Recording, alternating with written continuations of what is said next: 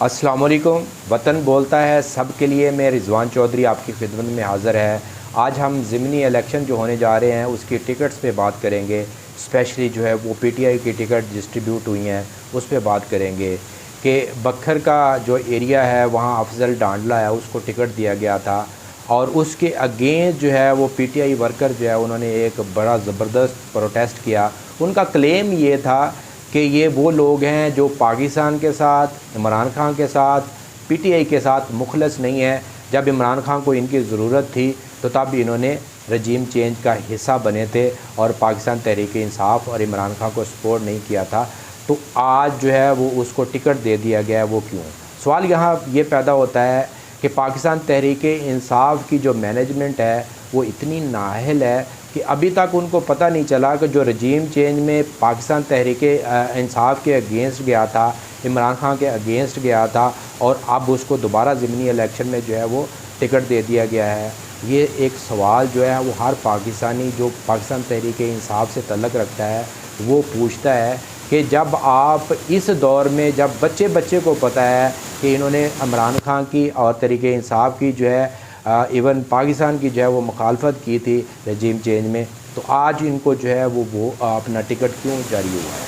ये एक बहुत नाअहली जो है वो कंसीडर की जा रही है पाकिस्तान तहरीक इंसाफ की वर्कर की जानब से जो है मैनेजमेंट को जो है वो बोला जा रहा है कि आज के दौर में भी अगर आप टिकट देते हुए ये फ़ैसला नहीं कर सकते कि आया ये हमारे साथ मुखलिस है या नहीं है, इसका बैकग्राउंड क्या है, इसने बैकग्राउंड में पाकिस्तान तहरीक इंसाफ इमरान खान का साथ क्या किया है, तो ये फिर एक बहुत बड़ा सवाल बनता है। बहुत सारी इस तरह के क्वेश्चन जो है वो उठा रहे हैं कि बैरिस्टर गोहर हैं, असद कैसर हैं, उमर अयूब हैं, शेर अफजल मरवत हैं, इनकी आपस में जो है वो स्टेटमेंट्स नहीं मिलती। जब ये अपना इमरान खान से जेल से मिल के आते हैं तो कोई और बयान दे रहा होता है, बाद में जब कोई बात होती है किसी मीडिया टॉक में जाते हैं तो कोई और बयान दे रहे होते हैं। तो इनमें कंसेंसस और हमांगी क्यों नहीं पाई जाती?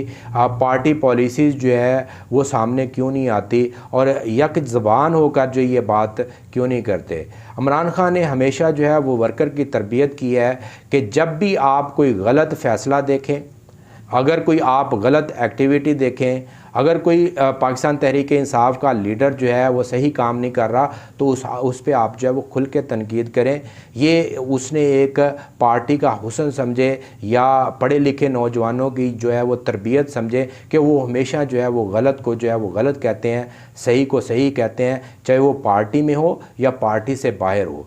असल में जमहूरियत यही है कि जब आपको कोई चीज़ लगे कि ये गलत है तो उस पर आप आवाज़ बुलंद करें, वो चाहे पाकिस्तान की कोई पॉलिसी हो, पार्टी की पॉलिसी हो या कोई कहीं भी आप बैठे हों, तो ये बात करनी चाहिए। ये बेसिकली इमरान खान ने वर्कर की तरबियत की तो एक ऐसा फ़ैसला जो है वो उसको चेंज करना पड़ा, अफजल डांडला के टिकट को जो है वो कैंसिल करना पड़ा और वहाँ कोई ऐसा वर्कर लेकर आना चाहिए जो लायल हो, जो इमरान खान से मोहब्बत करने वाला हो, तहरीक इंसाफ से मोहब्बत करने वाला हो, पाकिस्तान से मोहब्बत करने वाला हो, अच्छा वर्कर हो। यहाँ वर्कर्स की जो है वो कमी नहीं है और जब मैनेजमेंट इस तरह का फ़ैसला करेगी तो उस पर तनकीद तो ज़रूर आएगी। उम्मीद करते हैं कि आने वाले वक्त में कोई भी इस तरह की बात होगी तो आपके साथ ज़रूर शेयर करेंगे। ये बेसिकली हम अखराज तहसीन पेश करते हैं पीटीआई के वर्कर्स हज़रात को जिन्होंने ये आवाज़ बुलंद की और अपने हक़ की जो है आवाज़ बुलंद की